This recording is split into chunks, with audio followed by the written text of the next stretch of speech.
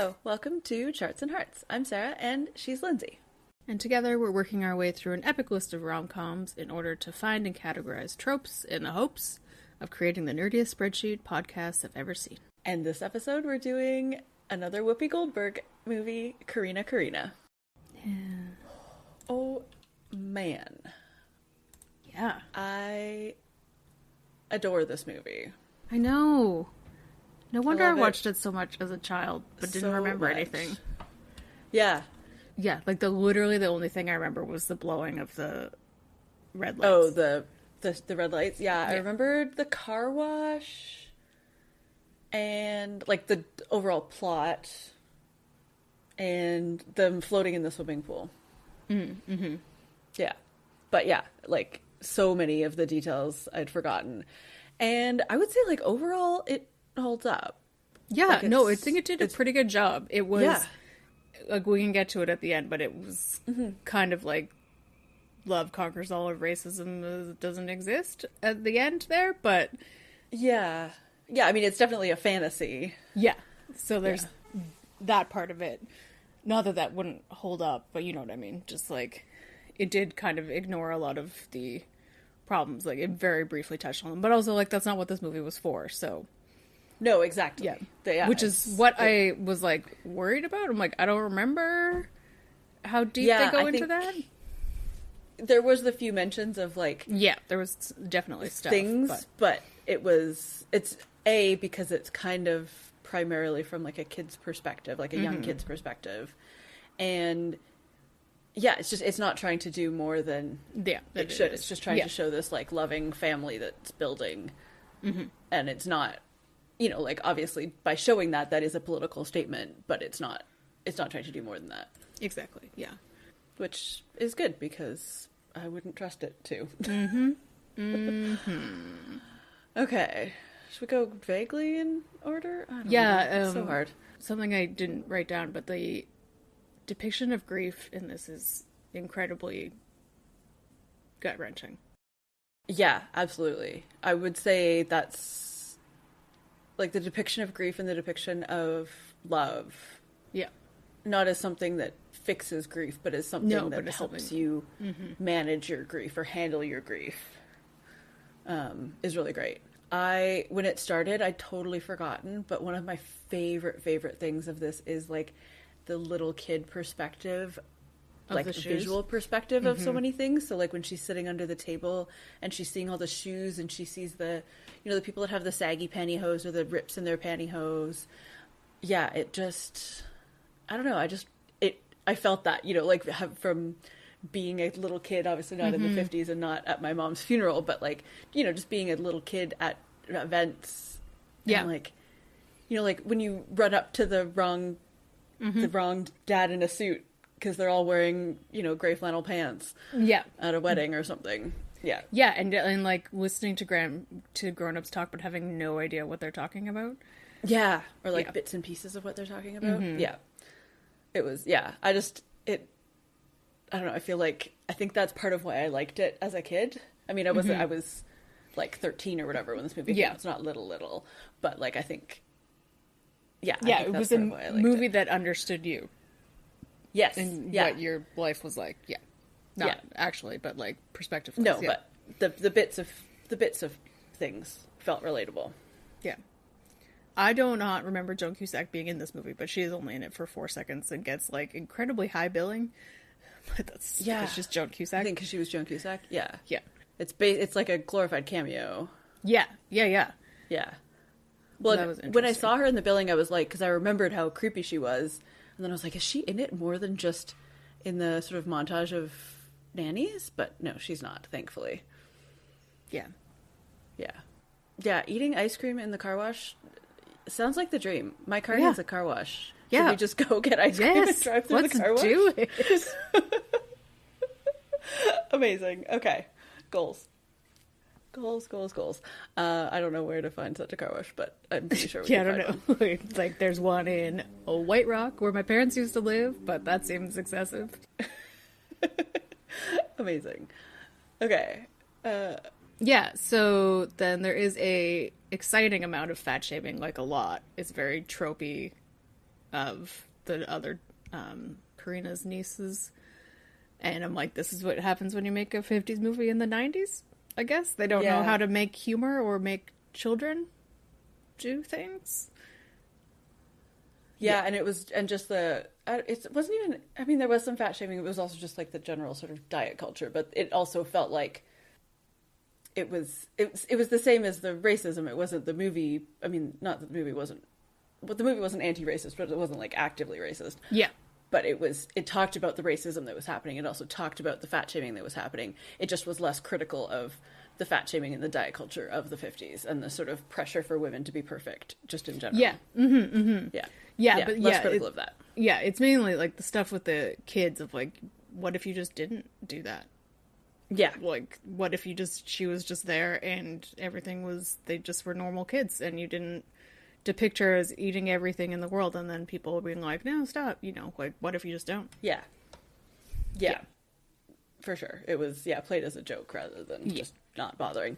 Yeah, or like, maybe the kid who eats all the chocolate isn't the fat one. It's, and like that makes it funnier. Like, yeah. Oh man, the swoony piano stuff. Yeah. So good. So I'm realizing as we talk, I didn't actually talk about the plot at all. Oh, yeah. Yeah, I guess we should talk about the plot. Okay. So, it starts out at Molly's mom's funeral. And we don't find out how she died, but it was very sudden. It seems sudden, like car accident or something. It's not like she wasn't sick for a long time or anything. Yeah. Molly is 7, or she turns 7 in the movie. And the dad is works at an ad agency writing jingles. And so when he goes back to work and they either maybe school holidays or they're keeping her out of school. It's like seems like a bit of both, maybe. Mm-hmm. He needs to get a nanny. Also, he would need a nanny, and also like, oh my goodness, he can't, clean his own house and cook his own dinner. It's 50s. Scandalous. So he needs like a nanny and a housekeeper or a wife. Is basically the pressure that he's on, and so he hires Whoopi Goldberg's character Corrina as a housekeeper who just like builds this amazing bond with Molly and talks to her like a person, not a doll, or as a broken person. Like she's like... or just talks to her as a whole person. Yeah, and like she makes mistakes. Like she's not a perfect, amazing character, but so they build this amazing relationship, and then it sort of grows that the dad and her start falling for each other, and because he's white and she's black and it's the 50s, it's kind of frowned upon and judged, and then there's a big kerfuffle at the end, which like rightly so, like he fires Corrina for having kept Molly out of school because Molly just was not coping, and I think she was making the right decision, but it wasn't her decision to make. But also he had no interest in talking about the fact that his kid was struggling. So it was like nobody was in the right fully and nobody was fully in the wrong anyways. And then and also like go to the teacher, like, and then his dad dies. Oh, the grandparents are so cute. I know, I love them. So his dad dies, and then he's just like really thinking about his life and blah blah blah, and then they he like brings Corrina back, and she's like, but I'm not working for you, I quit. And then the implication is they get together at the end. I mean, they'd also kissed before this and stuff. Okay. So there's one point where she's helping him with a jingle and they're playing the piano because she also like has this weird like almost full backstory, but not entirely. Like they like we don't really went for it. Backstory, but she has like hopes and dreams. We just don't know why, which is fine because it's an hour and a half long movie. Yeah, I think it's just it's. I wanted it to be more, but like it's not possible again because it's from the kid's perspective. Mostly and stuff, but I'm like, oh man, I wish I knew more about this character. But so they both are really passionate about music, and she's hugely passionate about like jazz music in particular, and really wants to be a music critic or a music writer, but is a black woman in the mid-50s, so that's hard. And and he's obviously a musician. Yeah, so they're playing piano and they do a crossover. I don't know what it's actually called, but. And it's just... they're just duetting on the piano, and it's... Yeah, and like one hand goes over the other, and you're just like... Woo! Yeah. That's some swoony time. It's super swoony. Also, the duet. So Molly's mom, before she died, was teaching her how to play Good King Wenceslas on the piano, and she only knows the first phrase. Mm-hmm. And so, like, the duet of Corrina sitting beside her and, like, playing the other bits is so good and just gets me every time. I know. It was, like, super teary up, and then I realized what the song was, and I was like, I can never not laugh at this song. Love Actually ruined it for me. Yeah. Yep. So good. Okay, so this is a little left field, but at one point when Corrina's talking to her sister, and her sister's like, you love him, blah, blah, blah, and race issues, and, like, nothing about how he's her boss, but whatever. Race is well, her higher sister, than that, though, I think. before that is concerned that he's taking advantage of her. Like, yes, that's true. Like, of, like, with work pretending and overtime to stuff. be into her to get her to stay late. Extra. And, yeah, basically treating her like his kid's mom and not paying her well. Yeah. So at some point she says something along the lines of, a fish may love a bird, but where would they live? Yeah. And that is a line that's also in a movie we're going to watch in September. So that's a fun crossover event. So cute. One thing that really struck me watching it this time, especially, so there's a montage of all the nanny interviews, was when it first kind of was jiggling in my brain. And then also the pretend magic that they do together. Molly doesn't realize it's pretend, but like of blowing to make the light turn from red to green as you drive up to it. Yeah. Just felt really Mary Poppins-y. Yeah, it definitely had vibes, because like, how could you not have vibes? This perfect nanny. Yeah, and I'm like, oh, I feel like especially the nanny montage and then the bits of magic felt intentional. And also, I guess this is kind of the magic and also the kids' perspective on how grown-ups work, but like the scene right before Molly talks for the first time, where Corrina lifts is putting the sheet on the bed, and it just, like, it's so floaty and dreamy and magical, and like it's one of those things of like you think that grown-ups have this hilarious magic power of when it's just something really ordinary, but they're just more capable. Yeah. Ugh. Yeah, like my mom used to cut sandwiches into 3 because there were 3 kids, and I thought she was magic because they were all triangles. Obviously. Which, like, looking at math now is like, you know math more than that, but I was like 5. Yeah, exactly. Like, it's one of those. It's all those things that are magical. Yeah, exactly. Okay, yeah. The note is just so many emotional bits, but I feel like we've covered them. Yeah, there's just a lot of them. Like, again, like, it goes through this whole thing because it takes you on this journey of, like, this intense grief that she's unwittingly in the middle of. Yeah. Because it's both of them. And then when she talks for the first time, and then he sees her talking, and then the slow burn of the love, and, like, Corrina and Molly's relationship, it just, yeah, and, like, they, so she has her birthday, and the grandparents are there, and the grandparents are so cute. They're Russian or something, and the dad wears hearing aids and doesn't talk, but, like, seems kind of there, but it's hard to say. And Molly asks for her dad to marry Corrina, and he, like, agrees, and then the fact that, like, it's his death that triggers him to go back and ask forgiveness. Ugh. Yeah, feelings. I know. But then, like, they all hula hoop, including the grandparents, and it's adorable. And I know. Yeah, so there's also, like, tons of happy emotional bits, too. Yeah, the hula hooping scene is amazing. Where she hula hoops so hard that her, like, pantaloons fall off because it's, like, the 50s. Yeah, because elastic sucked back then. Yeah. No, so cute. There's a sort of recurring beat throughout of the furniture that the wife had ordered that took a long time to come. And so first of all, this, like, chair arrives, and he's, you know, they're like, what are you talking about? And they ask to speak to his wife, and he says that she's in the bathtub, and then Molly, like, sprints to the bathroom to find her mom in the bathtub. Yeah. Oh my god, it breaks my heart. But then, seems like a couple months later, they come with this hideous pink couch. God, it's so and then pink. It's so ugly it's and like, so big. Did that color pink even exist in the 50s?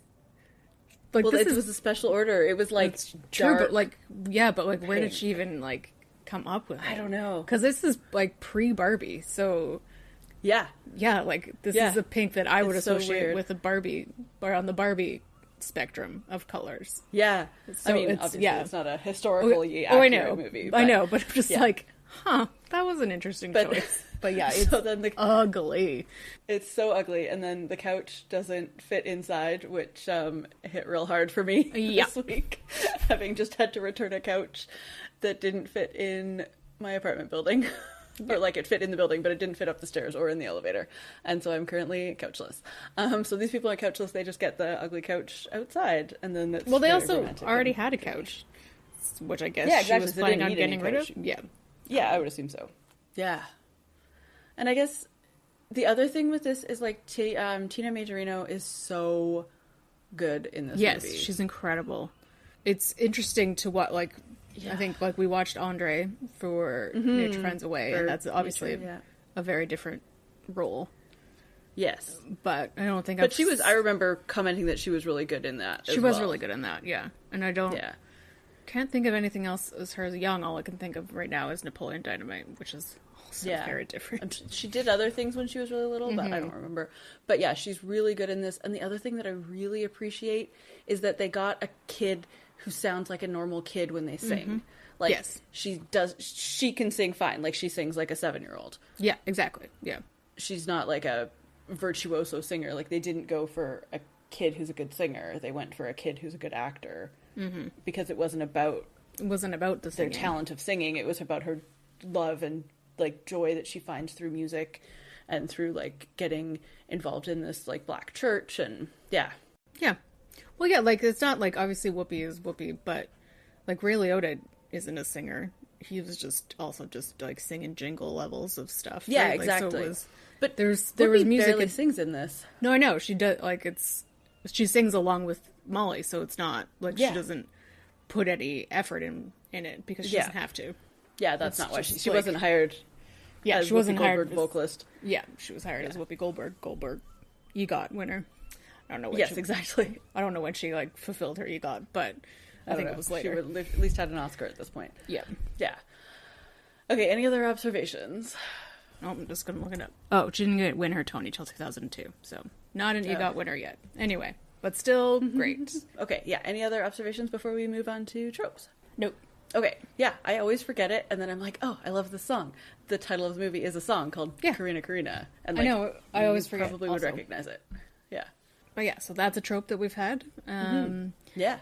Terrible other nannies, like, in a montage, is, like, it is Mary Poppins, but it's also other things that are also probably playing off of Mary Poppins. But it's just or it's just, like, it's comparable to the montage of, like, terrible first dates, kind of. Like, yeah, it's all kind of the same thing of where everybody's sitting on the couch and you're getting exasperated and... Yeah. We've got a super tropey job. He writes jingles for an ad agency. It's so tropey for the 50s, because the 50s was so into, like, advertising and jingles, because like, TV was this new thing and radio and blah blah blah. But also it's just, I don't know, it feels like a job that could also be in a, like, Hallmark movie. Yeah, for a dude. Like, it would never be, like, a woman's job as a trope, right? Like, as a trope it wouldn't be. As a trope, yeah, because you're not going to have somebody whose dedicated job is writing jingles in more modern times. Yeah, exactly. So therefore it's an ad agency in the 50s, and therefore it's a dude's job. Yeah. Unless it's Mad Men. Yeah, and then we've got sad widowed dad, who's very sad, as we discussed. And then also his friends setting him up way too early. Like, come on, guys. Just give him a minute. And this lady who, like, I think maybe she's, like, the sister-in-law's sister or something. I don't really know. Or, like, the friend's sister. I don't know, because she calls the grandparents grandma and grandpa. Yeah, I don't know. Like, I'd have to go back and watch that scene, but also she's weird, so maybe she's just doing that. She's weird. Yeah, I think she's just, like, assuming that she's in. Also, like, the grandma and grandpa come over to her house with the dad and Molly, and I don't know why. So... yeah, it's strange. I feel like, it's like she's already a family friend. Yeah. But yeah, so, I mean, this is, again, the 50s of, like, well, you're a widowed man with a young child, of course you need a wife, because who else is going to cook and clean your house? Yeah, which is like a reasonable, you can save money on a nanny by argument. Getting married. Yeah, but it's just like, you're his best friend. Like, chill out or help. But also nobody, like, nobody talked about grief or anything. Yeah, no, well, like, yeah, but also like the guy, the best friend, what's his face from Pretty Woman and Princess Diaries, makes Boy Goose go, Boy Moose, sorry, not Boy Goose. Anyway, he's like, you need someone to talk to and not me, which is fine because that was a funny joke, but also like his wife isn't over there being like, are you okay? Do you need help? Here's a lasagna. Like, why? But and she's just like, get with this person. I'm like, why aren't you helping your friend and his daughter? Yeah, like, it is strange. It's a strange choice, and it bothers me. Like any good rom-com, we've got a ton of montages. Yes, and a lot of like vignette-y kind of montages of like montages through their little grief. Like speaking scenes. Yeah, going through their grief, or like Molly and Corrina bonding, Molly and Corrina like housekeeping the fancy rich lady's house, all that kind of stuff. Yeah, different worlds, of course. Yeah, obviously.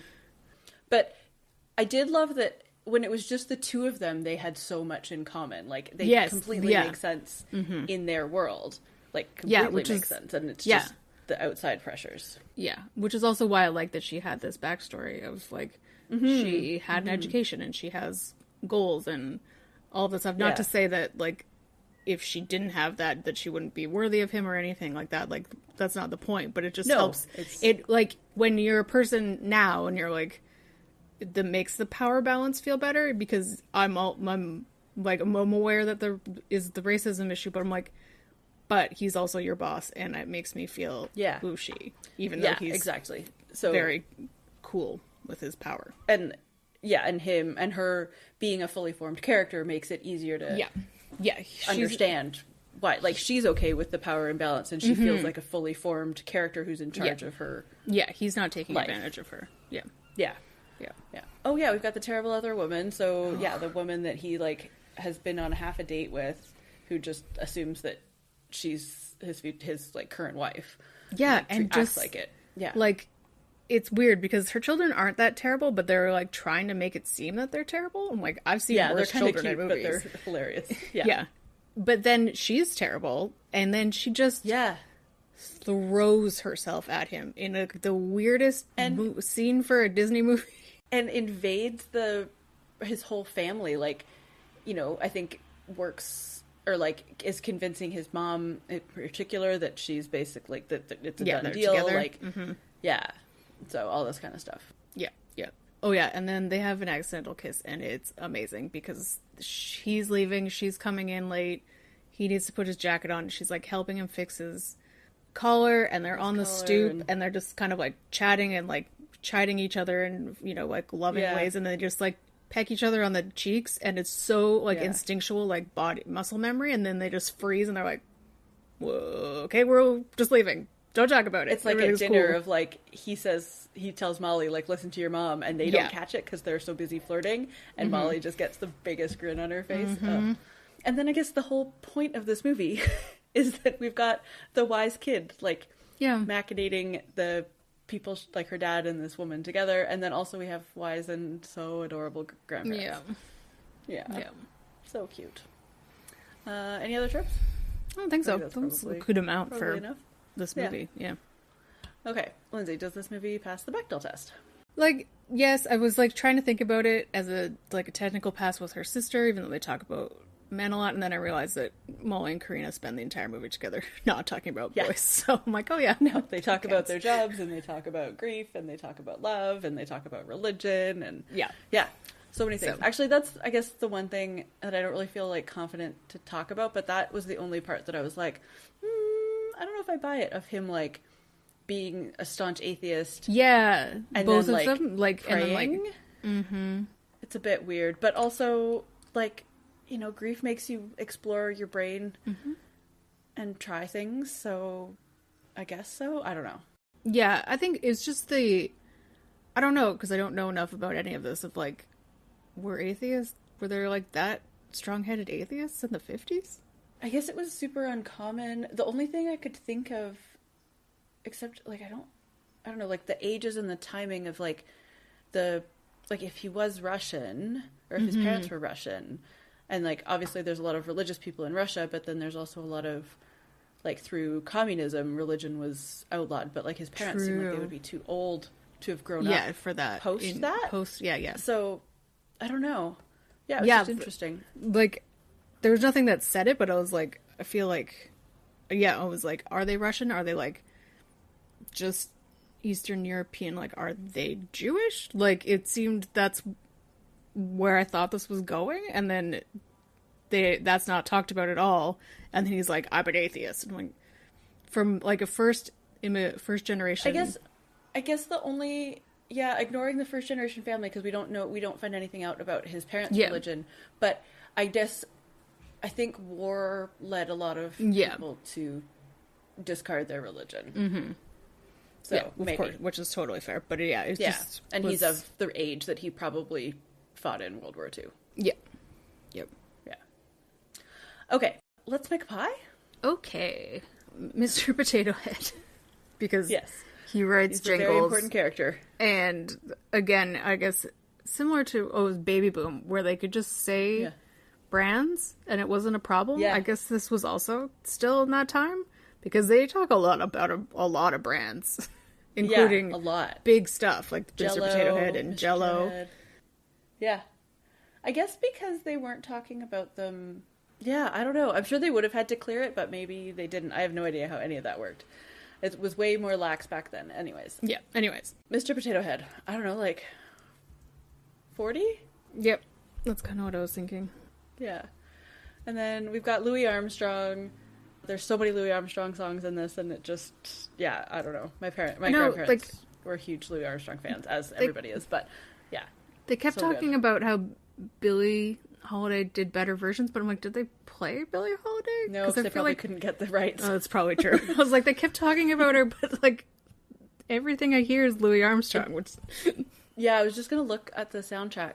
So there's Sarah Vaughan, Dina Washington... Oh, there is. Yeah, Pennies from Heaven is the Billie Holiday version. Oh, okay. Yeah. Yeah, so just Pennies from Heaven. Okay. Seems weird, but maybe we should make this Louis Armstrong / Billie Holiday, because she's mentioned a lot, and let's not... She is, yes. Take her out of... Maybe like Louis Armstrong versus Billie Holiday. 35? Yeah, which leaves 25 for 1950s fashion, which, like, Whoopi's dresses are amazing, and then there's like this offhanded comment about how she sews them all, which okay, and also like the little kid outfits are always so cute, and like when she goes to school and she's got the little red beret, oh my god, just like Jason Kelsey. And also just because it's the 50s, you get so many good suits. Yeah, here for it. Yeah. Okay, what do we think's next for them? So like I want them to be together, but again, like, this is the thing where they're like, there's this huge storm cloud that they like address every once in a while, but it never shows up, and I'm like, I am concerned, but in my fantasy world, everything's chill. Yeah, so it feels like they're in California. I don't know if that's true or not. Probably. There's a lot of patios and pools. Yeah, they're outside a lot. There's lots of pools. Yeah. And he works for an ad agency. Yeah. And so basically it would be like a big ad agency. Well, I mean, different back then. But I don't know. It feels like it's California. So I guess that helps a bit, because I'm not sure. Like, the Loving versus Virginia was 1967, but other states, I'm assuming it was like interracial marriage was more allowed in other states. Interracial marriage in California was struck down in 1948. So, if it was California, they would have at least been legally allowed to marry. That doesn't mean it wasn't like frowned upon, rough. But and complicated, like the restaurant scene, etc. But yeah, I don't know. I feel good about it. Also, it's unclear if she's actually divorced from her husband or not, because he just left. Yeah, but like her sister was trying to get her set up with somebody else, so yeah, I don't know. Yeah, I don't know either, but yeah, so I would assume that they're divorced or something, but Yeah. So, yeah, I feel optimistic about it. Mm-hmm. Also because this movie is, like, as much as it's a really real portrayal of grief, it's also a fantasy about the world. And I want to live in that. Me too. It was good. I like it. Okay, what's next for us? Oh, if you caught that hint from before. Also, we talked about it on Patreon, but you have to be a patron member to have heard that. Anyway, September is Drew Barrymore month, so we will be doing Ever After, but first up is Never Been Kissed, which is a great movie that is so ooshy. And that's my review. Yeah. Yep. And then, we're also going to do Fever Pitch, which will be fun. Mm-hmm. The Drew Barrymore one, not the Colin Firth one. Yeah. The baseball Drew Barrymore one. Yeah, amazing. Well, I think that brings us to the end of our episode. You can leave us a rating or a review wherever you get your podcast, and you can find us on social media. We're at Charts and Hearts Podcast on Instagram, Facebook, Threads, and at Charts and Hearts on Twitter. Or you can head to our website, chartsandhearts.com, where you can submit your suggestions for rom-coms and tropes to add to the list. You can also check out our Patreon, Charts and Hearts Club, patreon.com/Charts and Hearts Club. This month, for Whoopi month, we did Sister Act 2, and it fucking ruled. It's like in my top 10 movies, I think. Yes. So at least join us over there if you want to hear us gush about that movie, and then also wonder what nuns wear under their robes. There's a little teaser for you. It was an interesting conundrum. We would love to hear your thoughts on this movie. Do you also now want to get an ice cream and go through a drive-through car wash? Field trip. And in the meantime, isn't it fun to make things shiny? No. Oh, so good. Okay, bye. Bye.